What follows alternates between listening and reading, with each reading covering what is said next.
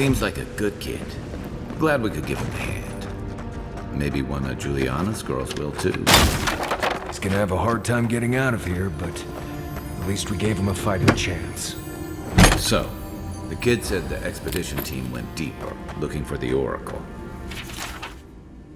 I imagine the Oracle has something to do with that creepy statue we saw before. Maybe we should take a look.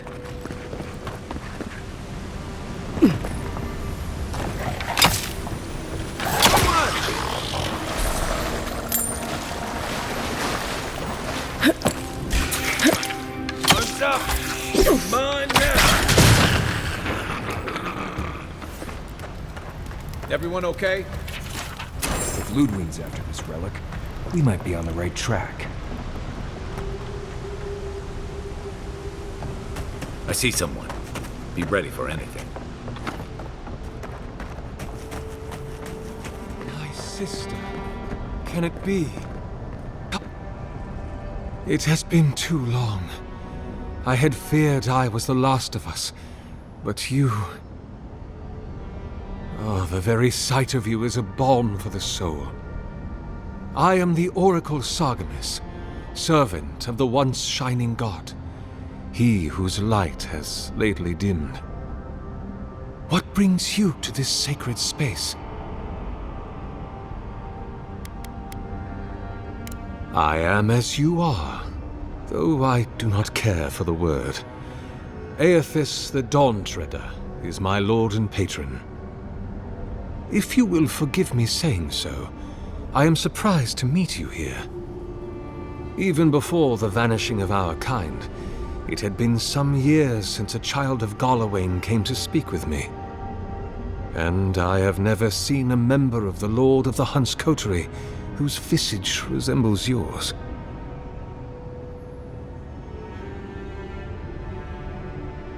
Ah, of course. I should not have assumed. I have had the great privilege to speak with thousands of our kind during my long life. And you do not resemble a single one of them. But if not Garlawain, I cannot imagine who else among the Pantheon might have blessed you. My relationship with my lord has oftentimes been the one succor through difficult seasons of my life. I hope that when you find your patron, it is the same for you. May I ask, as a god's child, did your earthly parents love you?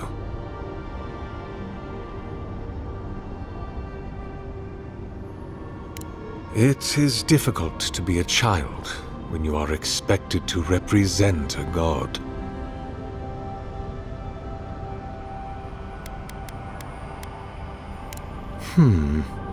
I suppose it's not impossible, but gods typically make themselves known to us in our earliest days, before we have left the comfort of the womb.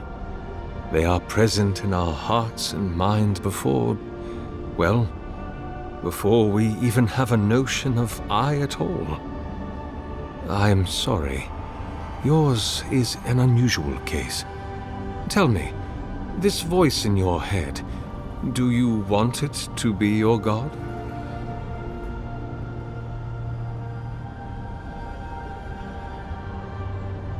I am afraid that not even your god may tell you that. Answering that question is the soul's true purpose. It is the work of your life. And I suspect neither you nor I will ever know for certain. We can only remain open to curiosity and willing to be surprised. Other than a symptom of madness, you mean? You do not seem especially troubled. No more than any kith subject to life's uncertainties. As to what the voice is, if it is unlikely to be a god, I cannot say. It may be a particularly powerful soul attempting to control you, or the echoes of a past life. Perhaps it is the sending of an archmage, or some ancient construct of Engwithan make. Or It may just be the beginnings of the dream scourge. Whatever this voice is, I suspect only an expert in souls can say. What an impertinent question! Indeed, my soul has dwelled in this form for centuries, beyond even the lifespan of the longest-lived elf. My lord Eothas inspired my birth in the same year the kingdom of Adir was founded. You might say my birth heralded the empire you now serve. Many, yes. Some that inspired awe, others dread. For a time, I proselytized among the colonists who first settled Glanfath. I held the door of my parish church against an onslaught of Glanfathan raiders, and I watched them fall prostrate before my light.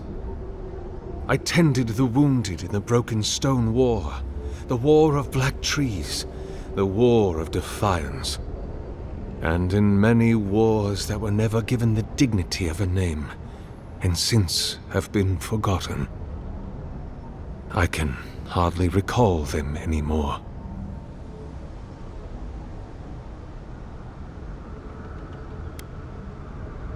The Deerwood has been a troubled place since the very moment of its inception. Conflicts erupted as regularly as spring flowers, to bloom and die as swiftly. So, there is always some dark corner in need of light, if you'll indulge me in the metaphor. Truthfully, I had been jailed for proselytizing in Colklin, and it was to the colonies I was exiled. So it was the Deerwood or death. I had nowhere else to go.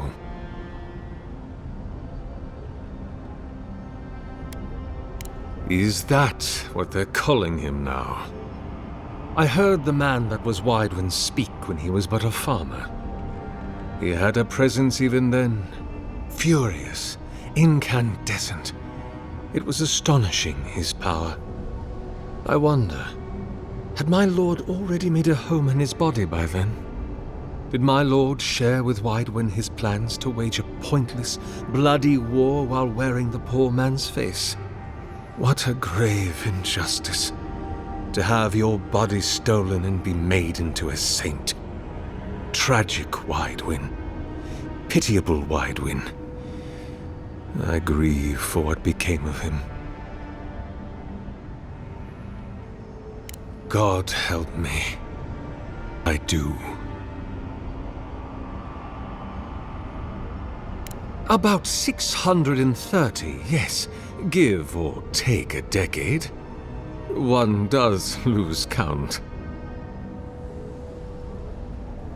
That is a question for my lord.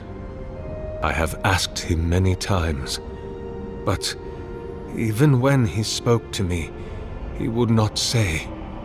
I suspect it is his essence that has kept me alive, and now that he has abandoned this world, well, I soon expect to die.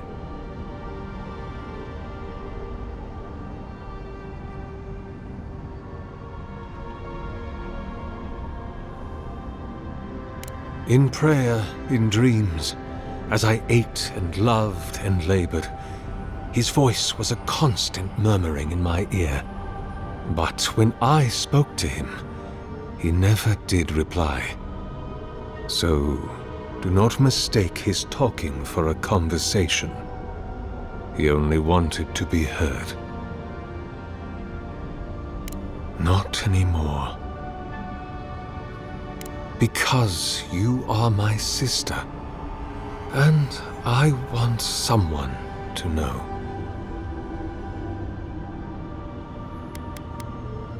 There are many theories which the holy and learned of Eora have only just begun to argue.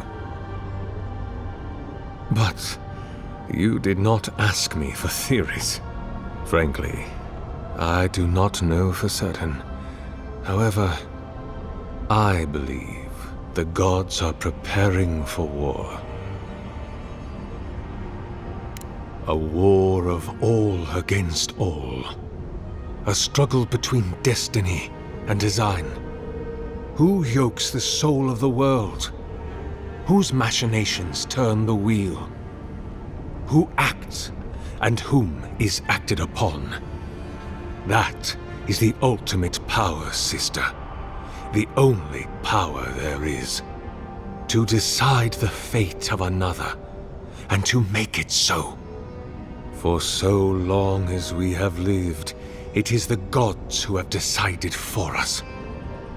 But change is possible, if we are brave enough to want it. And Kith have lately grown very brave indeed.